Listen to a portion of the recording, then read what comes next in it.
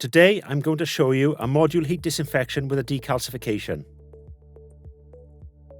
Equipment needed are gloves, apron and goggles in case of any chemical splashes. Warning: the WRO water loop must be disconnected from the dialysis machine prior to any chemical cleaning program. This means the large black hose at the back of the dialysis machine needs to be disconnected. This process uses squeezable 100ml bottles of citrosterol for the decalcification. Most standard installations will use 2 bottles, but any WRO water loop greater than 5 meters will use 3 bottles. Again, this is the length of the large black hose that goes between the 2 machines. To start the cleaning program, press the menu button, which is at top right of the keypad. Use the arrows to scroll down once to clean in and press the enter button, which is the green central button. Once in the cleaning menu, arrow down again to start module heat disinfection and press and hold the enter button for 3 seconds. Then arrow down once, press enter to start decalcify.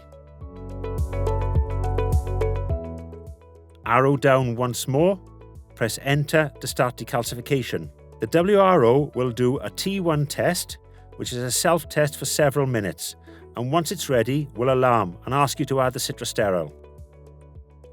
Now you should add the required amount of citrosterol to the fill port. 2 bottles are standard and 3 for any hose lengths above 5 meters.